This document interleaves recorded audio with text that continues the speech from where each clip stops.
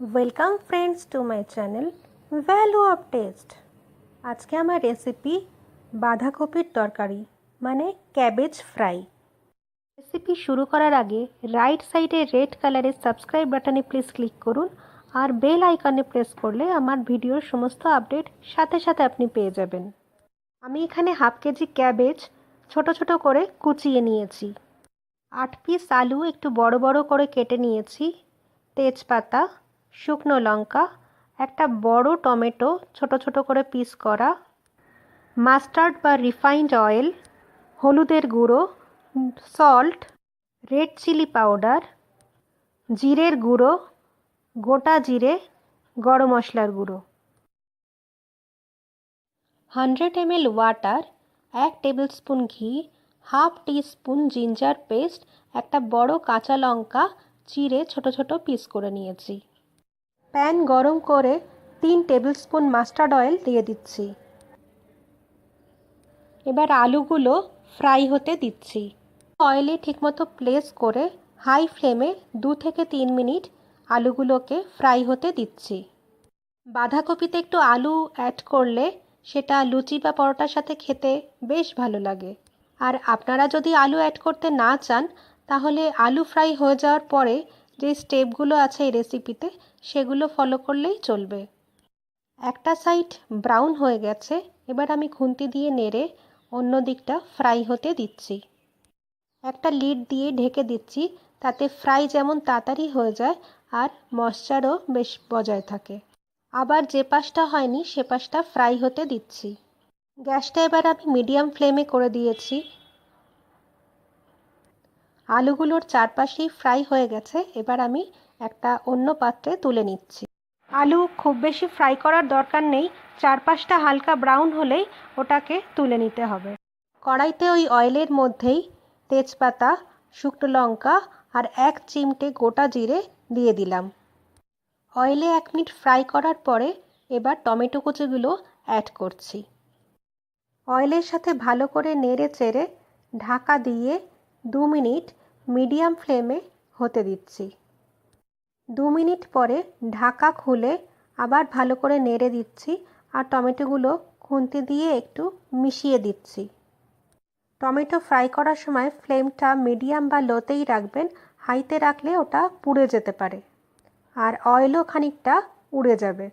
সমস্ত বাঁধাকপি যেগুলো কেটে আমি 2 ঘন্টা জলে ভিজিয়ে রেখেছিলাম আর সেই সাথে 1 টিস্পুন হলুদের গুঁড়ো, 1 টিস্পুন সল্ট দিয়ে দিচ্ছি।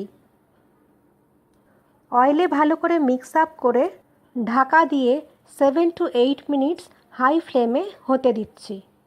ঢাকা দিয়ে রান্না করলে অয়েলও যেমন বেশি উড়ে যায় না, তেমন ভেজিটেবলগুলোও তাড়াতাড়ি সফট হয়ে যায়। 8 মিনিট পরে ঢাকা খুলে চারিদিক দিয়ে একটু নেড়ে দিচ্ছি। আবার হাই ফ্লেমে 7 থেকে 8 মিনিট হতে দিচ্ছি। 8 মিনিট পরে ঢাকা খুলে বাঁধাকপিতে যে জল ছিল সেটা অনেকটাই কমে এসেছে, তাও আরেকটু নেড়ে চেড়ে 3 মিনিট মিডিয়াম ফ্লেমে হতে দিচ্ছি।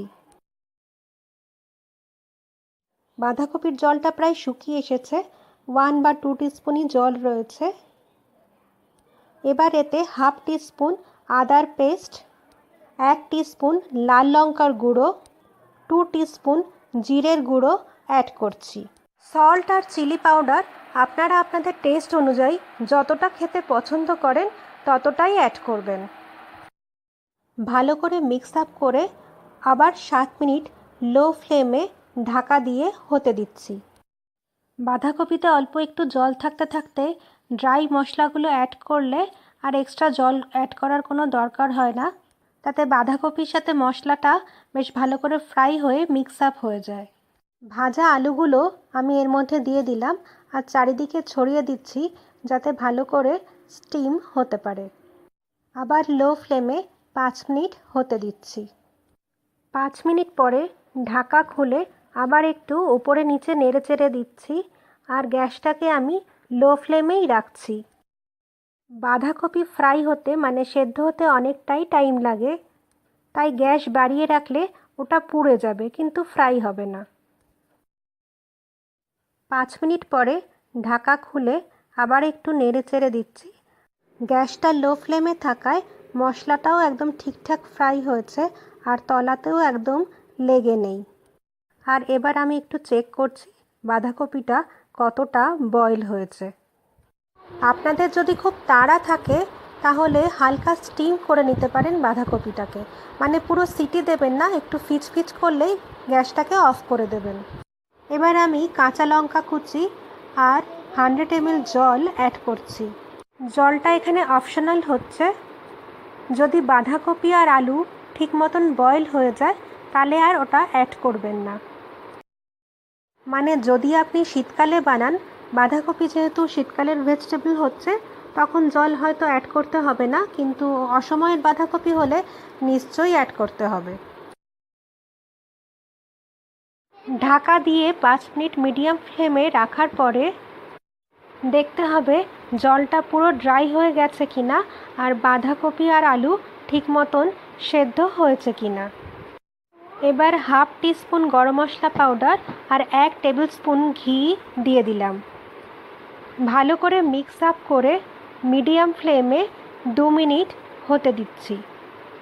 আপনারা যদি বাঁধাকপিতে মটরশুঁটিও দিতে চান তাহলে ঘি আর গরম মশলা যখন দেবেন তখনই ওটা দিয়ে দেবেন। বাঁধাকপি ফ্রাই হয়ে একদম রেডি হয়ে গেছে। রুটি বা পরোটার সাথে না, আজকে আমি ভাতের সাথে এটা গরম গরম সার্ভ করছি। আপনাদের যদি এই রেসিপি পছন্দ হয়ে থাকে তবে প্লিজ লাইক, শেয়ার আর সাবস্ক্রাইব করুন আমার চ্যানেল। Thank you.